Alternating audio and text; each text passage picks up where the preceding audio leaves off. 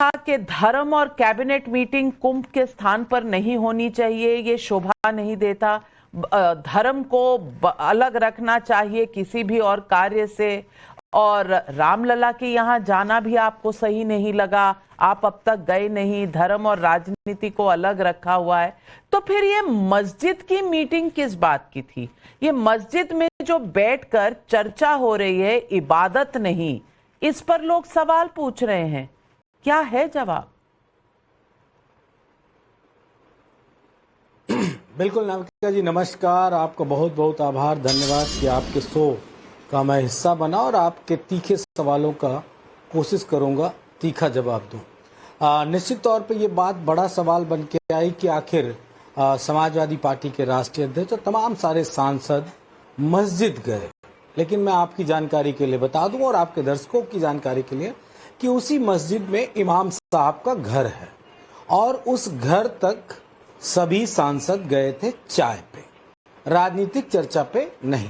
राजनीतिक चर्चा के लिए हमारे पास सदन में और हमारी पार्टी का कार्यालय और दिल्ली में बहुत सारे ऐसे स्थान है जहां पे हम लगातार राजनीतिक चर्चा करते हैं। ये बात बीजेपी के लोगों को भी मालूम है। अगर हम चाय पीने चले गए तो इतनी तकलीफ, और अगर हमारे नेता मस्जिद में चले गए और भी मस्जिद के मौलाना के घर चले गए तो इतने सारे अंधभक्त टाइप के मौलानाओं के उस पे तमाम सारे कमेंट भी आ गए। मेरी बात सुन के हो सकता है बुरा लगे, लेकिन मैं इसलिए नहीं कहूंगा। ये देखिए साहब, मेरे पास कुछ तस्वीरें हैं और नाविका जी आप तो जानती, मैं बिना प्रूफ के कुछ बोलता नहीं हूं। ये है, अगर मस्जिद दाने से मौलाना से गले मिलने से कोई नमाजवादी है तो मैं सबसे बड़ा नमाजवादी इस देश को, ब्रजेश पाठक जी ध्यान से सुनिएगा, सबसे बड़े नमाजवादी देश के प्रधानमंत्री और आपकी पार्टी के सर्वोच्च नेता नरेंद्र मोदी जी हैं। दुनिया की मस्जिदों में जाते हैं, देश की तो जाते ही जाते हैं, दुनिया की मस्जिदों में जाते हैं। तस्वीरें चल रही हैं स्क्रीन पे, देखते रहिएगा। और शायद मेरे ख्याल से दिल को जो आग एक धधक रही होगी आपके सीने में समाजवादी पार्टी को लेके, उसमें थोड़ी राहत मिलेगी आपको। देख लीजिए तस्वीरें सारी नरेंद्र मोदी जी की, हमारी नहीं है। और जिस तरह की ये वाली पिक्चर तो देख लीजिए कितनी प्यारी है, कैसे मोदी जी कितना प्यार से मुसलमानों को गले लगा रहे। आपको थोड़ा सा शर्म आना चाहिए, खासकर उत्तर प्रदेश के डिप्टी सीएम को इस तरह की बात करते हुए।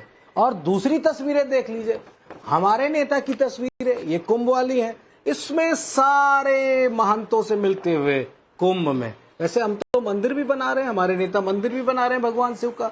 ये देखिए सारी हिंदू प्रवृत्ति के सारी प्रसाद बनाते हुए हमारे नेता का फोटो है। भक्तों के लिए प्रसाद बना रहे हैं, उसको भी आप देखिएगा ध्यान से। सारे बड़े बड़े महात्माओं से मिल रहे हैं कुंभ में। ये सब कह देने से नहीं हो जाएंगे हमारे नेता नाविका जी, बीजेपी वालों के कहने से कि वो नमाजवादी हो गए।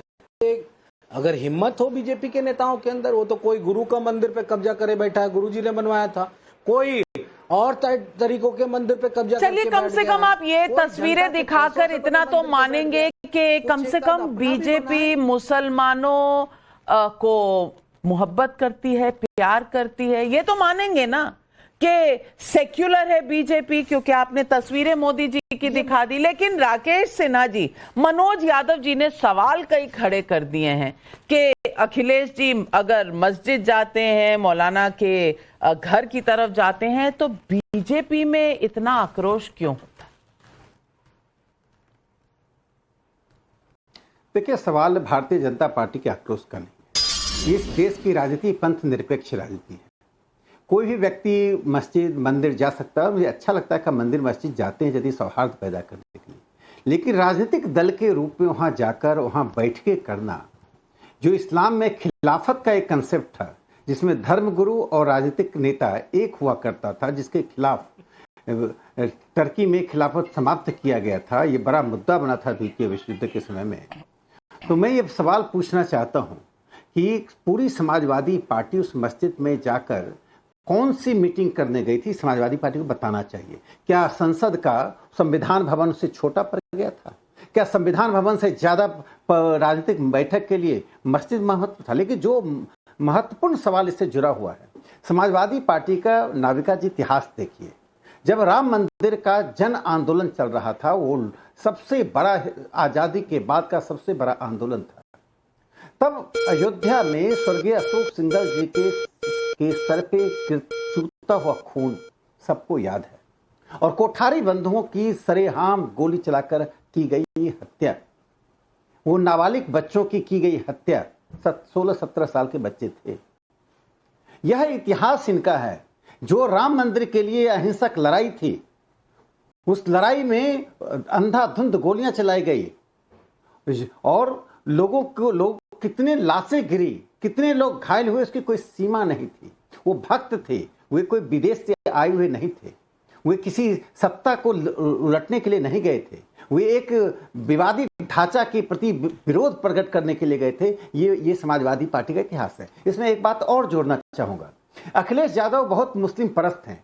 यदि उनमें हिम्मत है जो माननीय प्रधानमंत्री नरेंद्र मोदी जी ने दिखाई, उन्होंने कहा कि पासमंदा मुसलमानों की बात करो, ये आप क्यों उन मुसलमानों के पास जाते हैं, उन मुसलमानों जिन्होंने पासमंदा मुसलमानों को एक तरह से राजनीति में कैद कर रखा है। 90% पासमंदा मुसलमान हैं इस देश में, जो ओबीसी हैं, जो लाल बेगी हैं, जुलाहा हैं, एक बड़ी संख्या उनकी है। उनकी हालत खराब है, मस्जिदों में समानता नहीं है, शादी विवाह नहीं होती है। कोई पासमंदा मुस्लिम से कोई पठान शादी करके दिखा दे, ये जो बड़े मुगल पठान ये सब सैयद ये शादी करके दिखा दे, नहीं हो सकता है, ऑनर किलिंग हो जाएगी। तो मैं ये बात, अखिलेश यादव पासमंदा मुसलमान की बात कर नहीं सकते हैं, क्योंकि उत्तर प्रदेश के वो जो माफिया मुसलमान है, जो उत्तर प्रदेश की अर्थव्यवस्था को, उत्तर प्रदेश के सामाजिक सांस्कृतिक जीवन को कब्जा करके रखना चाहता था, जिसका स्लॉटर हाउसेज चलते थे, जिसको आदित्य जोगी जी ने समाप्त किया, अखिलेश यादव उनके साथ खड़े हैं। और आज ये संदेश देने गए थे। वो भारत के इन पार्टियों में एक प्रतिस्पर्धा चल रही है। राहुल गांधी असली मुसलमानों के नेता हैं कि ओवैसी हैं, या अखिलेश यादव हैं, या तेजस्वी यादव हैं। तो तेजस्वी और अखिलेश की टकराव तो यहाँ है नहीं उत्तर प्रदेश में, टकराव राहुल गांधी और अखिलेश जी की है। तो मुसलमान वोट पर किसका हक पहला? मनोज यादव तो जी, वोट बैंक की लड़ाई है, राहुल गांधी को नीचे करना है और अखिलेश जी सारे मुसलमान वोट मिल जाएं, क्या इसी बात की लड़ाई चल रही थी? इसीलिए मस्जिद की तस्वीरें। नाविका जी, मैं बहुत धन्यवाद दूंगा राकेश सिन्हा जी को, बड़े अच्छे विद्वान आदमी हो, विद्वंता के साथ हमेशा बात करते हैं। उन्होंने भी पसमंदा मुसलमानों का जिक्र किया, तो थोड़ा सा रिक्वेस्ट कर लेते मोदी जी से। मोदी जी इतना चिंता फिक्र करते हैं पसमंदा मुसलमानों की, 10 राज्यसभा और 10 MP की सीटें दे देते, उनका भी थोड़ा विकास हो जाता, उनका भी डेवलपमेंट हो जाता। वैसे हमारे में तो अंसारी भी हैं सांसद, और भी दूसरे भी मुस्लिम है, सारे मुसलमान हमारी पार्टी के सांसद और विधायक हैं, पसमंदा समाज के ज्यादा है उसमें। आपकी सिर्फ चिंता मात्र है, चिंता मात्र है। गजब बात है भाई, चिंता ना किया करो, चिंतन किया करो, काम किया करो उस पे, उनके एम्पावरमेंट के लिए उनको कम से कम राजनीति में आगे बढ़ाने का काम किया करो। और आप लोगों के कहने से हम नमाजवादी और मुस्लिम परस्त वाली राजनीति को जो आरोपित प्रत्यारोपित करते हो उसके हम दोषी नहीं हो जाएंगे। हमारा संविधान हमको ये राइट देता है। राकेश सिन्हा जी, आप पढ़े लिखे आदमी, इसीलिए पुनः याद दिला रहा हूं, हमारा संविधान हमको ये राइट देता है कि हिंदू, मुस्लिम, सिख, ईसाई आपस में सब भाई भाई और सबको बराबर अधिकार। तो फिर कुंभ में इतनी तकलीफ क्यों थी? ये सवाल तो जनता पूछेगी ना। कुंभ में तकलीफ थी, मस्जिद जाने में तकलीफ नहीं है, रामलला के दर्शन करने में तकलीफ है, मस्जिद जाने में तकलीफ नहीं है। राकेश सिन्हा जी, ये मनोज यादव जी कह रहे हैं कि वो ज्यादा शुभ चिंतक हैं, आप कम शुभ चिंतक हैं, जवाब दीजिए। पिक्चर देखिए, ये देखिए अखिलेश जी बैठे, मैं एक छोटा सा सवाल पूछना चाहता हूं। 2014 में सत्ता में आने के बाद प्रधानमंत्री जी ने जो दो निर्णय लिए हैं, वो निर्णय मैं बताता हूं। पहला निर्णय लिया था कि जो गुरु गोविंद सिंह जी के जो नाबालिग 2 बच्चों की, जोरावर सिंह जी और फतेह सिंह जी की शहादत हुई थी, वो वीर बाल दिवस के रूप में मनाया जाता है। अखिलेश यादव जी सिर्फ वीर बाल दिवस को अपना लें, ये राष्ट्रीय दिवस है।